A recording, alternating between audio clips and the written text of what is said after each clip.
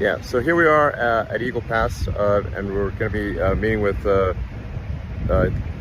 sort of major officials and law enforcement responsible for the border, and you'll hear directly from them and see exactly what's going on for yourself. So with that, let's begin.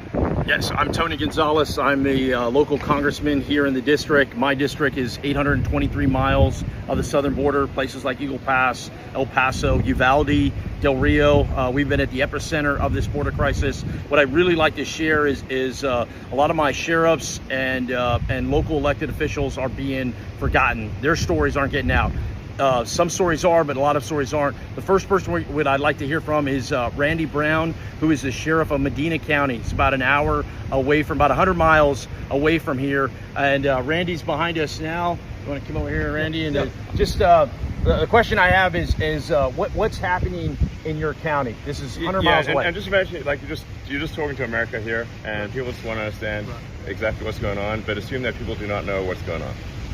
Well, you got to go back some time, and whenever the open border policies from the White House kind of got thrown out there, we've been overrun. How long ago was that? Cool. What year was that? 2 years ago. We're on our third year. We've been battling it for 2 years, and okay. So you're saying there's been an open border policy essentially since for the past few years? It was an invitation. An invitation. That's how I read it. That's how it was told from the White House. So okay.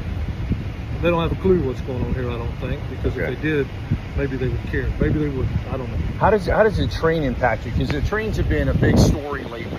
There's a train just over here. This is kind of where it starts, Elon. Okay. Where you see, all these thousands of people on a train. This is where they're coming through, but it doesn't end here. It just starts here. Yeah. Medina County is where they're going to make it to the big cities like San Antonio. Two major rail lines come through my county, and on those the illegals ride. They actually control the trains because they know how to crank down the brake on the car so that when it passes a heat sensor, the conductor has to stop the train, the illegals get off, the people come to get them, and all the stolen vehicles they're stealing from all over the country. Nearly every one of them's in a stolen vehicle. Okay. So then we get involved, and then they're trespassing on private property. Okay. And when you do get behind the road, they run through fences, they run over equipment. Irrigation stuff is important to the farmers. They run over their equipment, they tear it up. We tear up vehicles trying to hold the line. We're trying to hold the line 100 miles away because the line is not getting held here. Because it's not that complicated to close the border. It really isn't. And that's the aggravating part. I think any sheriff here will tell you the same thing. All right. Well, and just again, just assume that this is really just for the general public, and so we want to just frame the situation because not everyone knows like the magnitude and is this normal, or is it like so just if you could just frame the situation for the general public, that would be helpful. What terrifies me the most is we're seeing historic numbers. 11,000 people coming over daily for the past week. Here in Eagle Pass alone, 2,500 people, over 5,000 people in detention. But what worries me the most is this, in many cases, feels normal. The part that doesn't make it out on some of the news stuff is there is a golf course. We're literally standing in front of a golf course, and you have people playing golf as if it is normal. To the right, you have people that are coming over illegally. I mean, it is upside down. And like Elon said earlier, I believe in legal immigration. I think legal immigration is important. And what happens is when you grant people that have come over illegally these different opportunities, you completely undermine the legal system. I think like the stuff we were talking about in the car, the magnitude of the situation. The magnitude of it, yeah. So it's like the fact that we are seeing all-time highs in illegal processing, that ramp is increasing. Yes. So these are really important points because the public isn't. I think it's not necessarily clear to the public. Is this normal, or are we seeing an accelerating crisis? It's not getting better. It's getting worse. Last Friday a week ago was a historic number, 11,000 people that came over. Okay. And then on Monday, that number increased. Today is Thursday, and that number increased. We're only going in the wrong direction. This is a week. What happens 2 weeks from now? It's the wrong way. Okay. So basically, we're seeing unprecedented, all-time highs, and increasing, and spreading. Yeah. It's not in just one area. It's not just like it's just one city or one Yes. town, and not even one state anymore. You know, it's not. We're talking about New York today, but Chicago, you're hearing it there. LA, Denver. There's all these other places where it's just spreading, just continues to get Okay. bubbling up. And just to quantify it, I think you said 2,000 a day or something. Just in this location. Just here, yeah, just here. So that's about- like over 700,000 a year. just in this one location. Yeah. Okay, just 700,000 sort of illegal immigrants a year, just in this one location. Just in this one location. Okay. El Paso, right now in El Paso. and Just, that- yeah, that's higher than the population of Wyoming, FYI. Exactly. Yeah. Yes. Yeah. Yeah. Okay, and that's just one location. What is the total number from all locations roughly per In the year? millions. I mean, it's So literally millions. millions, and those are just the folks that we know have engaged. What Okay, about so all the others? That's just who was actually processed. Yes, the gotaways are the ones that you know. Yeah, so meaning that like the actual number is much higher. Much higher. Okay, that's very important for people to know. Yeah. That the actual number is much higher. Is official number something like 2 million or something? Where is it? It varies, and it depends on who you ask. But Okay. I've seen it as high as 2.6 million, and that number just every year for the past 3 years has almost doubled. You know, it was like 1.1, It's and then it's doubling just year after doubling year after year. It's compounding year after year because it's not just one part of the world either. It's all parts of the world that are coming. In El Paso, Yeah, I think that's actually an important point to make because you know, sometimes people think, well, fuel is coming from Mexico, but this is not the No, case. not the case at all. The reality is that this is an open border for all of Earth. all of Earth. And just, you know, so there's roughly 350 million people in the U.S., but there's 8 billion people on Earth. Yes. This is an open border to 8 billion people. Yes. And so, in fact, I believe it's a small minority, or it's a minority. It's a small percentage that are actually coming from Mexico. Yeah. That are Mexican. That's true. Yes. Okay. Sheriff Zertuche, how many, I mean, this is how close are you to the border? 60 miles? 68 miles from the 68 border. miles from the border. That's right. What type of nationalities are coming through your county? We're seeing anywhere from Honduras, El Salvador, I believe Ecuador, stuff like that. Even some It's Cubans pretty much every as country, well. right? Pretty much every country. Yeah. It's very rare that we see anybody just from Mexico. So- Oh, it's actually rare to see anyone Right. from Mexico. And then I'm 68 miles from the border. I'm 80 miles south of here from Okay. Eagle Pass. How big is your workforce? How big is the sheriff's office? My patrol staff's only 16 strong, 16 total. Okay. So how many do you have on call at one time? maybe 2 at the most. Two law enforcement officers to tackle. I mean, some of these counties that I represent, they're size Yeah. of states, and Sure. they've got 2 or 3 people trying to tackle it all. This is where the local community just feel completely overwhelmed because Border Patrol agents used to be the front line, and now they're here. They're under the bridge. They're processing folks, so they're completely out of the game. So these law enforcement, the local law enforcement officers, are carrying all the weight. My Okay. county alone is 1,500 square miles. And Right. So that's not possible, really. it's very difficult to handle. Yeah. Okay. And so and just it's worth going over a bunch of things that you mentioned to me, which Yes. is like there's almost no repatriation. Right. This is another thing that I found surprising. Basically, once somebody gets in, they're in. Yes. There's essentially there's in theory repatriation, in theory flying back. Yes.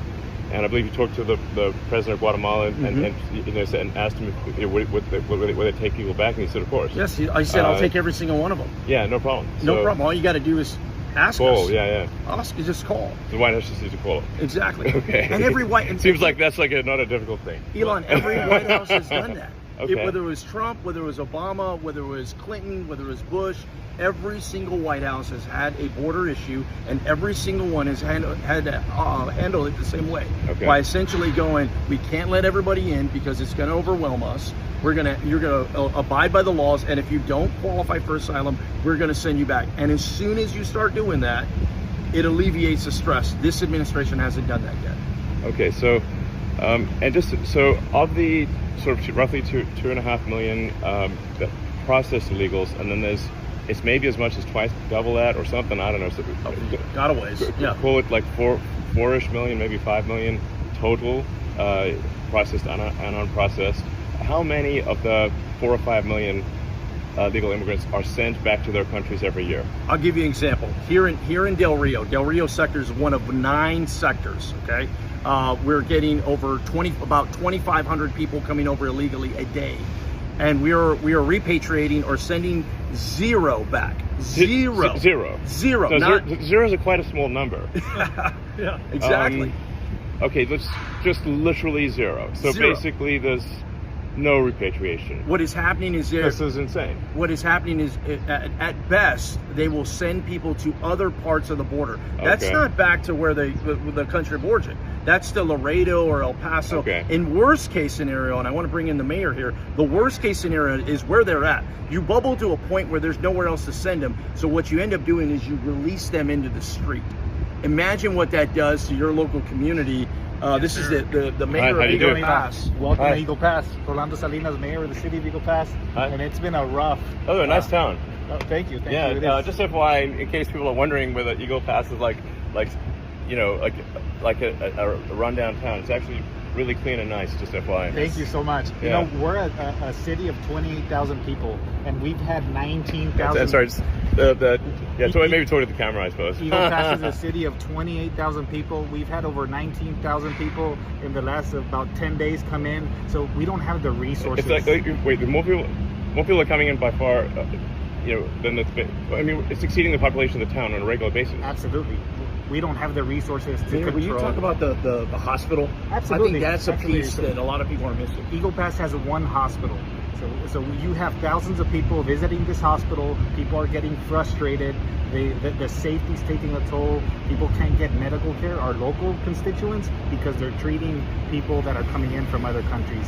There's only so many doctors. There's only so many doctors, only so much we could do. The thing is, they're coming in without consequence, and the word gets out back to the countries, hey, come to the U.S., come through Eagle Pass, come one, come all kind of situation.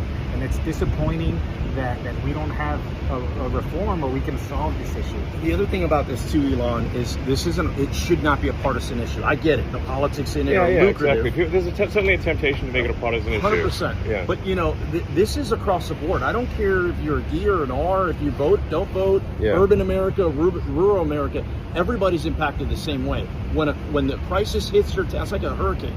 When a current hurricane hits you, everybody gets washed out. Sure. And it's no different. So I think there's an opportunity here if we can message it in a manner of, this is about solutions. Hey, I get the finger pointing. It's easy to say why we got here.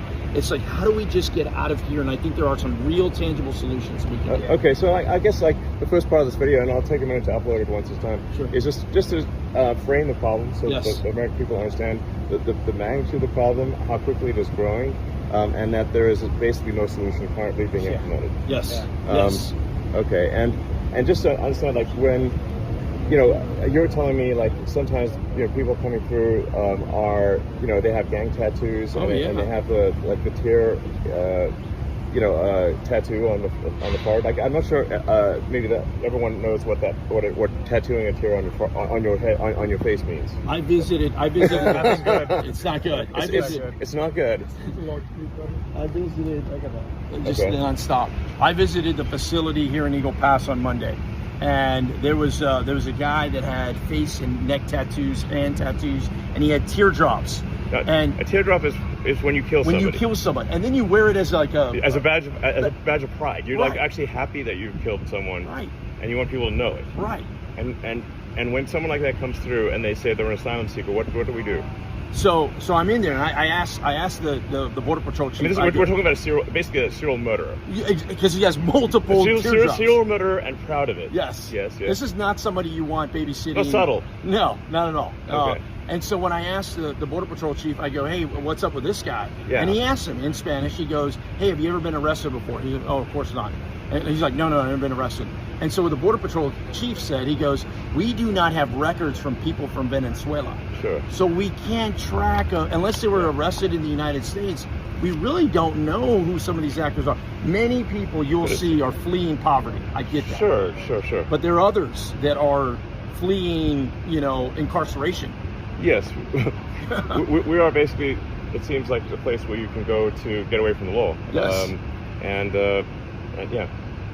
So Okay, well, I think with that, oh, and I see this sort of a, just a kind of a group over there that's coming in. So it's